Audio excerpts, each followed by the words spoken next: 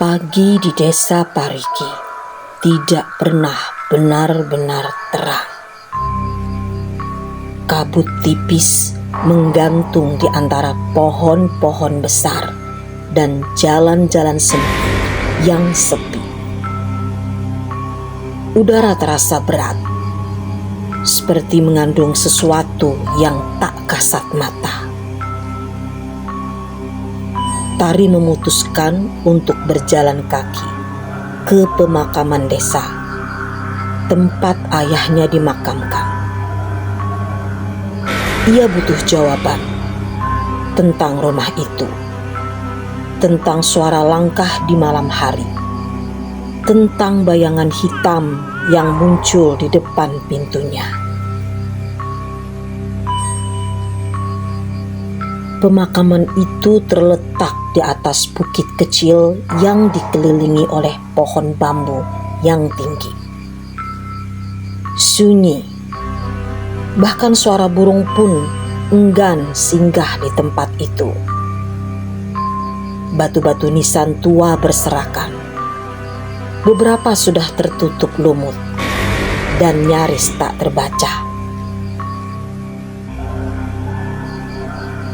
Tari menemukan makam ayahnya dengan mudah. Sebuah batu nisan sederhana bertuliskan Raka Dama 1957 sampai 2025 yang menjaga hingga akhir. Kalimat di bawah nisan itu membuatnya bergidik.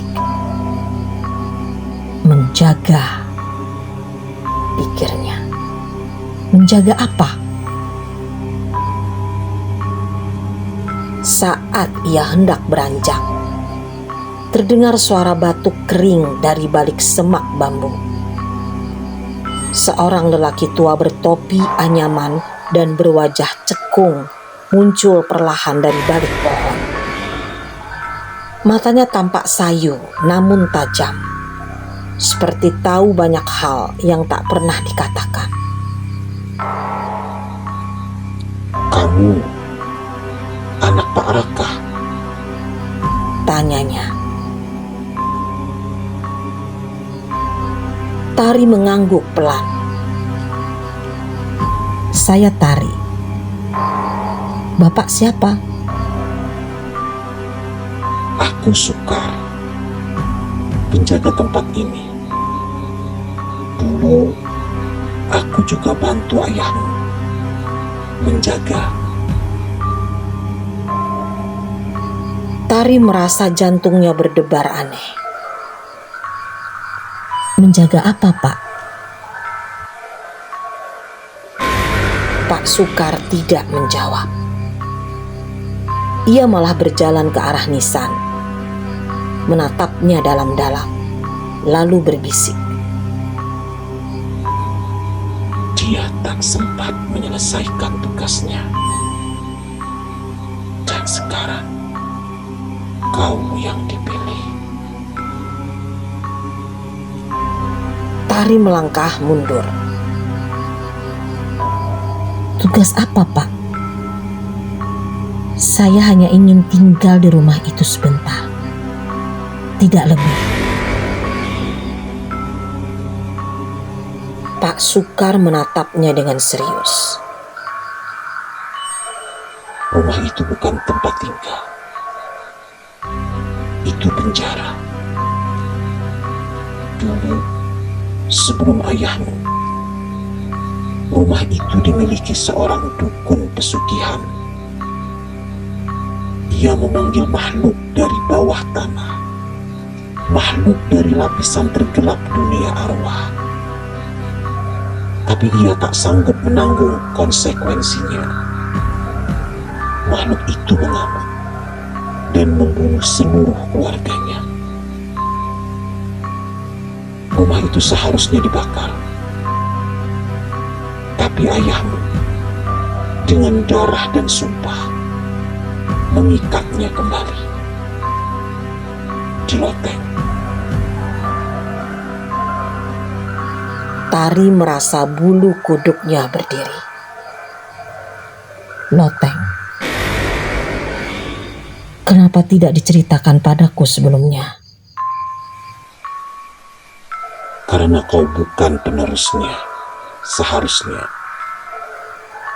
Pak Sukar menarik nafas panjang.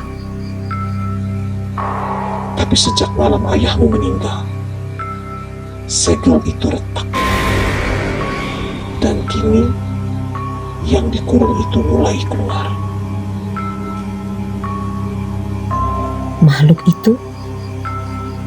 Bisik Tari. Bukan cuma satu. Ada penjaga gerbang. Sosok besar, tinggi, hitam. Ia adalah yang pertama keluar. Dan ia suka bersembunyi di balik bayangan. Tari merasa pusing. Ia teringat kembali suara langkah kaki di loteng semalam. Dan bayangan besar di depan pintunya. Pak Sukar menyentuh bahunya. Dengar baik-baik. Jangan tidur di rumah itu sendirian lagi. Jangan pernah buka loteng. Dan kalau kau melihat jejak kaki basah keluar dari rumah, saat itu juga. Tari ingin bertanya lebih banyak, tapi mendadak Pak Sukar terdiam. Matanya menatap ke arah jauh, ke jalanan kecil di bawah bukit. Seseorang berdiri di sana. Seseorang yang tinggi, sangat tinggi, hampir 2 meter lebih, dengan tubuh membungkuk dan wajah yang tak bisa terlihat. Hanya diam berdiri di ujung jalan, seperti sedang mengawasi. Tari menoleh ke arah yang sama, tapi sosok itu sudah menghilang. Ketika ia menatap kembali Pak Sukar, lelaki tua itu sudah pergi. Hilang begitu saja, seperti kabut pagi yang perlahan tersapu angin. Dengan langkah gemetar, Tari pulang ke rumah tua itu. Tapi sepanjang perjalanan, ia merasa seperti terus diawasi. Bayangan tinggi itu kini tak hanya menunggu di malam hari. Ia sudah mulai masuk ke siang.